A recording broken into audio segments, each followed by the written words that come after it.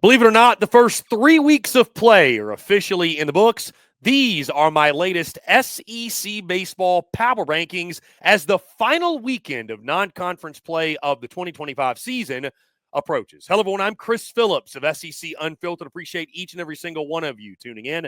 Make sure you like, subscribe, turn on notifications. Check us out via podcast, wherever you get your podcasts. You can also find us across all social media platforms as well as our website, secunfiltered.com. We're powered by our friends over at FanDuel. Visit FanDuel.com/SECU to join today and get started with $150 in bonus bets when you win your first $5 bet. Once again, that's FanDuel.com/SECU to get started with $150 in bonus bets today. Guys, we're 3 weeks through in this season. It's flying by already. The final non-conference weekend is officially upon us before SEC play gets going.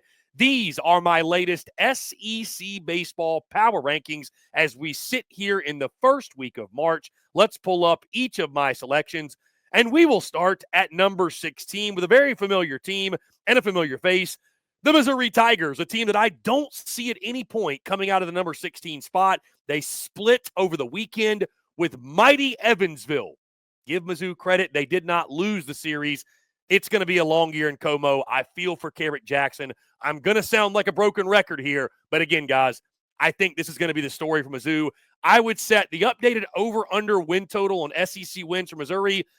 I'd set it at 4.5, and that might be too aggressive. We're talking about a historically bad SEC baseball program in what I think 2025 Mizzou is. At number 15, I've got the South Carolina Gamecocks, guys. Speaking of a team that I think is going to immensely struggle in the SEC this year, and you saw it over the weekend. Why?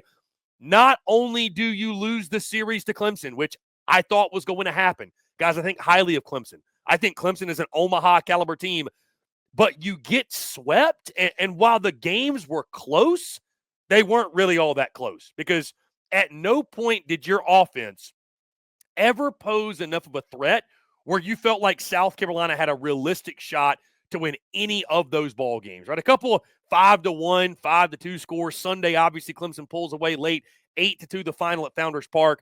Gamecocks hit 160 in the series. The pitching's been a bright spot. The pitching's been a surprise, but there's just nobody in that lineup to help Ethan Petrie out, and there's probably not a guy in the SEC who I feel worse for than Ethan Petrie, because Petrie's a stud, right? He's a legitimate big-time stud, and he's just got nobody around him. It's going to be a really long season in Columbia. I think it's going to be a really rough year one for Paul Maneri and company. And again, it's early, so things could change, but it's only going to get more difficult in SEC play, and the pitching is going to have to remain at an elite level. And with SECU Becker as your 1-2 and a true freshman, McCoy probably being your third starter, of course, Jerzenbeck out for the year, I don't know how realistic it is they stay at an elite level, and they're going to have to because – guys, the lineup just doesn't have answers outside of Ethan Petrie. So, tough weekend for the Gamecocks. I've got them at 15. And number 14, I got the Kentucky Wildcats, guys. Again, Nick Mingione and company, they just kind of keep winning. Kentucky just quietly keeps winning. They're taking care of the business. The biggest thing about Kentucky, guys, and the problem is just haven't been tested. They just haven't played anybody. Like, we just don't know. They've got a couple of really impressive young guys. They've got one freshman whose name escapes me right now. Really good player, should be talked about as one of the best freshmen in the SEC. But Kentucky just hasn't had an opportunity to really show what they are. They will get that starting next weekend in SEC play. Number 13, guys, I've got the Mississippi State Bulldogs. State with a 1-2 weekend in Houston. Not a great weekend. You saw them in game one really pound on Rice. So did everybody else, right? Mississippi State, I'm still high on them. I feel good about them, but they had to drop down a few spots. Some others had to move up as well. Pico Khan, still an elite, big-time dude. They got to get Dalton Hines going. They've got to get Hines going in the middle of that lineup. Obviously benched him because he just has not been productive, hitting under 300. They have got to get Hines going for them in the middle there if they're going to swing the stick consistently enough, I think. And they got other guys hitting, but you need that big slugger. They got to get Hines going. State comes in at 13 for me. At number 12, guys, I've got the Vanderbilt Commodores Vandy going 1-2 over the weekend out on the West Coast. And the hitting issues are the thing that, again, I was worried about in the preseason We saw that show itself out west. You start out the weekend on a high note. You beat UCLA at their place, but drop a couple over the weekend. And again, it's just who's helping out R.J. Austin. And if R.J. Austin can't stay hot, if he just cools off to, normal levels, just normal human levels, I don't know who's going to carry the offense. And again, if the pitching struggles at all, it's going to be really, really difficult for Vandy to outslug anybody. I think you saw that over the weekend. I got Vandy at 12. 11, I got Ole Miss. Ole Miss is a great story. I'll be honest with you guys, looking at these rankings, I feel like I might have Ole Miss a little low. Ole Miss is a team, and really this top 12, I'm going to include Vandy in this. Really this top 12 right now, heck, let's throw State in there, this top 13. Man, I tell you, this top 13 is really, really good. 13 through probably 7 or 8, you could arrange in any sort of order right now, and I wouldn't think you were crazy. But again, at number 11, Ole Miss, Judd Udemark is absolutely on fire right now. He's been fantastic. After the opening weekend, they haven't played the strongest schedule. The midweeks have been fun. They have had some fun midweeks, but the weekend competition hasn't been crazy. But the one thing I do know is this. Hunter Elliott continues to pitch like an ace. He is fantastic. You got to talk about him as one of the best aces in the conference. Love what I'm seeing from Ole Miss thus far. They are a team that absolutely, I think, can continue to climb and could be one of the biggest surprises in the SEC. 11th right now for me. Guys, at number 10, and here's the biggest shakeup this week, I've got the Texas A&M Aggies. And I never would have thought I'd be putting A&M this low. But guys, after what we've seen over the last week or so, after what we've seen, again, these are power rankings. These are not talent rankings. A&M's got as much talent as anybody in college baseball. But right now, the way they're playing, guys, they're seeing ghosts. I mean, they are totally lost. And one win over Rice over the weekend, it doesn't fix that. It doesn't change that, right? You guys obviously know right now we're recording this on Wednesday night. I didn't include midweek results from Tuesday in these power rankings, but recording this Wednesday night, Texas A&M just lost Tuesday night to UTSA. So, obviously the Rice win didn't mean much of anything. The way the bats have gone quiet, the lack of offensive identity for them, the starting pitching's been really good, especially the weekend pitching. Prager, Lampkin, those guys, they're all doing their job. But Jace Lavalette is just ice cold. That entire lineup, again, they are seeing ghosts, and you watch them. They're a baseball team that's not having fun. It's mental. They're in their head. And now here the challenge comes for Mike Early. Are you able to get your ball club out of a rut? And I understand players got to do their job, but you're the head coach. You're the voice in that building. You're the voice in that clubhouse. What are you going to do or say, or what's going to change to make something change? Because baseball is a game, it'll beat you into submission. It'll keep you down there if you don't do something different. If you allow it to do so, it will keep you down at the bottom. Texas A&M right now, guys, they're where they deserve to be in my power rankings. They're 10th. They deserve to be here with the baseball they've been playing. And it's also been sloppy baseball in the field. Again, Tuesday night, 5 errors in that contest. It's just bad baseball all the way around. The bullpen's a mess too. Texas A&M can figure it out. They can get it going. This is not me selling all my stock on A&M. But, man, people keep saying it's early in the season. It's early in the season. Guys, conference play starts next weekend. Yeah, it's still early, but it ain't that early. No pun intended. Michael Early has got to get this thing rolling. Texas A&M, they got to get their heads out of their asses and get something figured out because this team is way too talented to look the way they have. Guys, at number 9, I got the Georgia Bulldogs. I'm going to give Georgia a lot of credit. They keep winning, even with the pitching struggling. The bats are picking them up. They're finding a way to win. That being said, Georgia came out in the rankings, a top 5 team. They're the most overrated team in college baseball. Guys, if you don't have anybody in your starting rotation worth a damn that can go and stretch out a game and you can depend on, you ain't a top 5 team. You cannot watch the Georgia Bulldogs against the competition they've played and tell me that is a top 5 in the country baseball team. You can't do it. You can't do it. And I'll gladly take the heat from Georgia fans, totally fine. But you notice they dropped in my power rankings a good bit. And that's why the starting pitching's non-existent. I mean, they're having to walk off Florida Gulf Coast twice.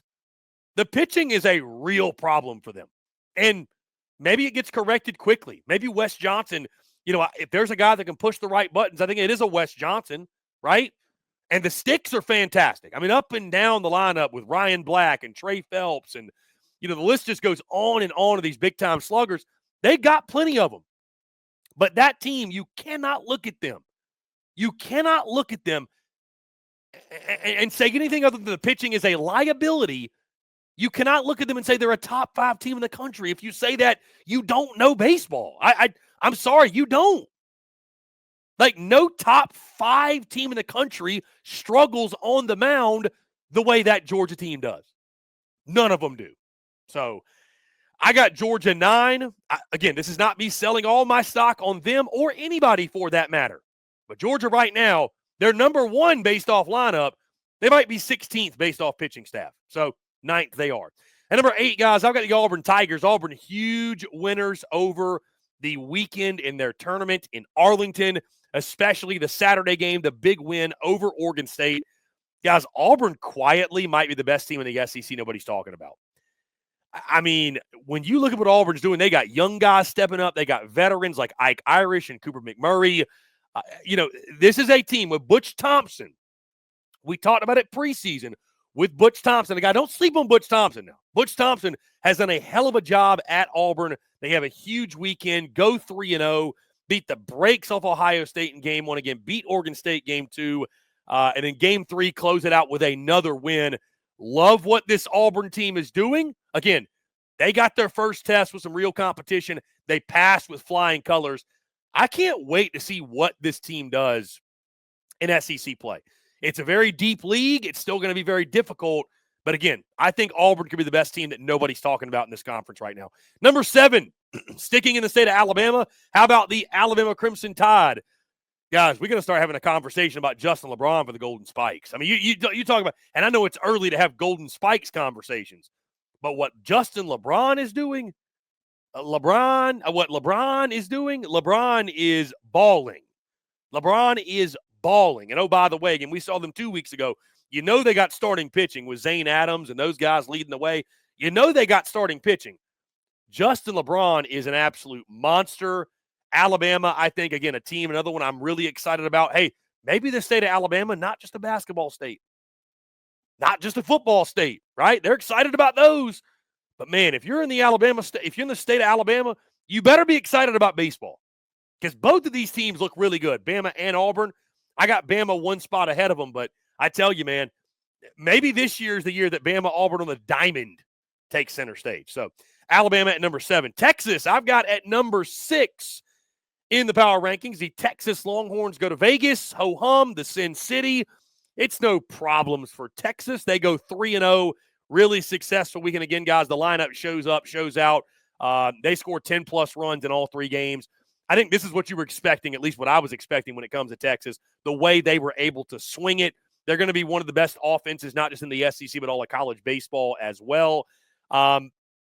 There's questions in the pitching staff, no doubt. There's going to continue to be questions in the pitching. We knew that is their question mark. The one guy who's not a question mark, Jared Spencer, is continuing to solidify that he is an absolute dude, but got to find some more answers in that bullpen, find some pitching depth. You got 1 more weekend to shore it up.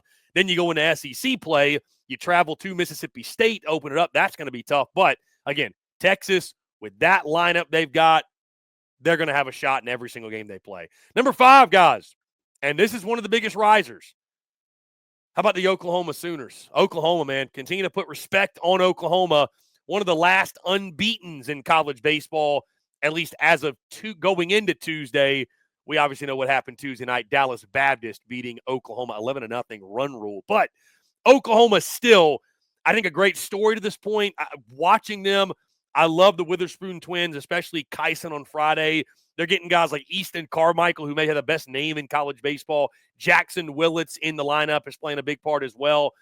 They got some pieces. Again, Skip Johnson's another one, kind of like Butch Thompson, where it's like, man, his program probably doesn't get the respect it deserves, but they're going to be a hell of a weekend every time you play them. It is going to be a hellacious 27 outs. Oklahoma, right now, for me, the baseball they're playing, I'm excited about Oklahoma to see what they're going to be in this league. And again, I think the the combo of the pitching and the hitting and what I've seen from them at this point, I'm really excited about it. So, again, I got Oklahoma right now. Again, it is March the 5th. I got Oklahoma right now, top 5 in my power rankings. Number 4, guys, I got the Arkansas Razorbacks. There may not be a hotter hitter in college baseball than QBO Aloy. Aloy, he's hitting like 571 right now. I mean, it is crazy. Now, that being said, Gabe Gackel's got to pitch better, right? Friday, he gets roughed up against Charlotte. We obviously saw, I don't think he made it out of the 4th inning in that game. Very uncharacteristic start by him. I think he'll be fine. We talked about, by the way, last week in the windup, how Charlotte, a quality mid-major opponent, quality mid-major team, they might give Arkansas some fits. And, buddy, did they? They gave some fits and then some. Arkansas, though, of course, finds a way to sweep. I'm keeping Arkansas in this 4 spot. I still feel really good about the Hogs. Especially if they have a guy like Aloy who's stepping up and swinging the stick the way he is. Brent Iredale's swinging it well also. Hitting was my big question. They're going to pitch well. I'm not worried about Gabe Gackel. They're going to pitch well. It's just what can the offense do weekend in, weekend out. Good signs lately with Aloy heating up and some others swinging it well also. And number 3, guys, how about the team that I saw over the weekend in Gainesville, the Florida Gators. I walked away really impressed with Florida, guys. Yes, they lose game 3 against Miami, but the bigger theme is, and the bigger takeaway, you take 2 out of 3 from your arch rival. And Miami, who I think is a solid ACC team. They're not an elite. I would not put them in an elite. The scouting report was on point.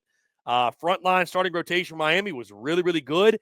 They lack pop in the lineup, and I thought Florida obviously was able to expose that. I mean, again, guys, the only game they did not win, I don't think it was anything Miami did swinging the stick. It was just guys that hadn't pitched, that are youngsters, that walking guys, hit by pitches, putting themselves in bad spots, and that's where some of those big crooked numbers came from. But, I mean, again, guys, I walk away from the weekend even more excited about Florida. Liam Peterson is going to be a real dude this season. He's already kind of transformed into that. Love what I saw from him mentally in the way he attacked the game. We'll see what happens with Pierce Capala and his injury. I don't think it's going to keep him out long term. But Aiden King, the freshman that relieved him, if they're going to go to him, he is a star in the making. The kid is first rounder written all over him. Maybe it's a Billy Barlow who's pitched in the midweek, who I think could be really, really good. He pitched on the weekend at Clemson over the past few years, some midweek for them, some bullpen. He can do it. And then on Sunday, Jake Clemente, long as he throws strikes, that dude's got as good a stuff as anybody in the SEC. And he was cruising for 3 innings, 4th inning, and ran into some trouble. But again, I blame more the bullpen. That's my big question now for Florida, really. Just the depth. And I think that's something that Kevin O'Sullivan is attacking in the midweeks and getting guys in different positions and situations. They've got talent, but I just think it's inexperienced. You saw them on Friday, Saturday when they could stay on script and stay on schedule. And you had guys like Menendez pitch, McNeely, and Philpott. Those are their top 3 guys at the pen, no doubt. You saw why. They were fantastic. And the guys, the lineup again. Here's the thing with Florida's lineup. Do I think they're going to be LSU's or Tennessee's or maybe even Texas's or what? Like, are they the best lineup in the conference? I probably won't go that far, though. I mean, again, pick your poison. You got Brody Donay, you got Colby Shelton, you got Luke Heyman, you got Blake Sear down at the bottom, Ty Evans, Bobby Bozer, what he's doing. The list just goes on and on. So, I mean, they got plenty of high-quality sticks. But I think the exciting thing about Florida, they've got elite-level power pitching. And then the lineup, they've got power hitters. That 1 through 9, they're a tough out, though. That's the thing with me. Even if they have a slow game offensively, or if you're throwing a stud, it's going to be really, really difficult against that Florida lineup to get 27 outs without getting touched up at some point. They're just deep, man. I mean, it's just 1 through 9 is a really tough out. And the exciting thing for them offensively now this season versus some others, they still hit the home run, but they can bunt, they can steal, they've got more speed than they've had. They're a little bit more multifaceted, if you will, offensively. So excited about Florida. I did bump them down 1 spot from last week to 3 because at number 2, guys, I've got the LSU Tigers. It's more of an LSU thing versus something Florida didn't do. It's more what LSU did do. At number 2, again, the Bayou Bengals, what they did over the weekend in that tournament in Frisco, taking down a really, really high-quality Kansas State team, beating what I think is a really solid Nebraska team, and then on Sunday, of course, pummeling Sam Houston. Guys, LSU is one of the best teams in college baseball. I mean, they're for real. And I would say this, too. Got them at 2 in my power rankings. I understand they're number 1 in the latest D1 Baseball Top 25. I will get there in a second. But I love this LSU team. Cade Anderson, again, you could fight and argue he's the best ace in the SEC. Their lineup, speaking of a deep lineup, they got one of the best freshmen in the country in Derek Curiel. The way that Bear Jones is swinging the bat. Stephen Milam is clutch. Who else am I forgetting here?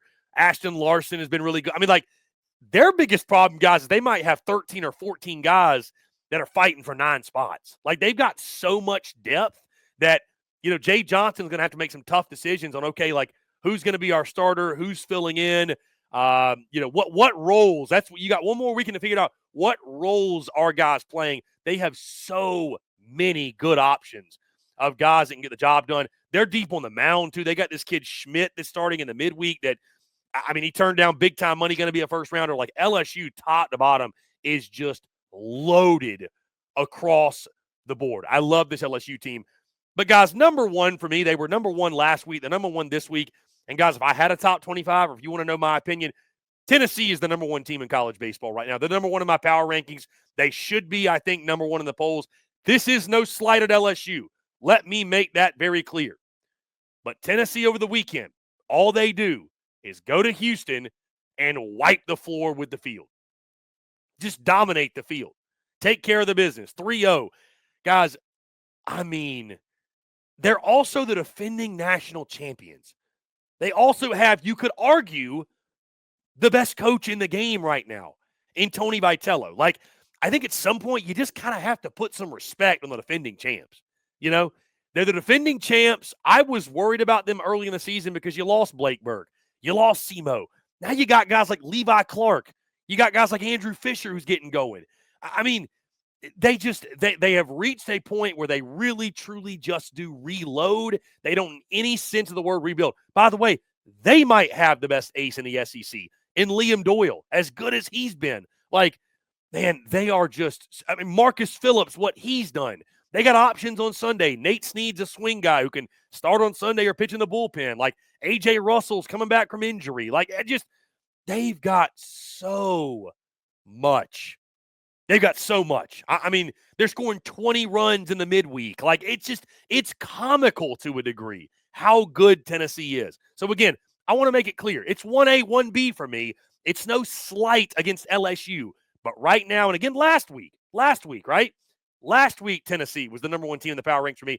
After what they did over the weekend in Houston, as impressive as what LSU did, I wasn't going to move Tennessee out of that spot. So, again, the Vols, what they're doing right now, the team they've got, it is very evident to me. And we'll see what SEC play holds. It's a long season. But right now, I feel confident in saying Tennessee is going to be right in the thick of that SEC regular season title race, and certainly going to be one of those top SEC teams fighting to punch their ticket to Omaha at season's end. Guys, I'd love to hear from you, your thoughts. Do you agree with me? Do you disagree? How would you power rank the baseball teams of the SEC at this point in the 2025 season? Guys, that's going to do it all for me. Appreciate each and every single one of you tuning in, guys. Before we get out of here, though, I do want to tell you about our friends over at FanDuel, because once again, as always, we're brought to you by our friends over at FanDuel. When the game tips off, the NBA action is just beginning on FanDuel, America's #1 sports book, because FanDuel is your home for NBA live betting. So even if you miss the first few minutes of the game or you want to bet on a fourth quarter comeback, you can make your picks from the first whistle until the final buzzer. Plus, you can even combine your live bets into a same-game parlay for a shot at a bigger payout. However you want to play, now is the perfect time to join. New FanDuel customers get started with $150 in bonus bets. If your first $5 bet wins, just visit FanDuel.com/SECU to join today. That's FanDuel.com/SECU for your shot at $150 in bonus bets. Make every moment more with FanDuel, official sports betting partner of the NBA. Must be 21 and up and present in select states. For Kansas, an affiliation with Kansas Star Casino, or 18 and up and present in D.C. First online real money wager only.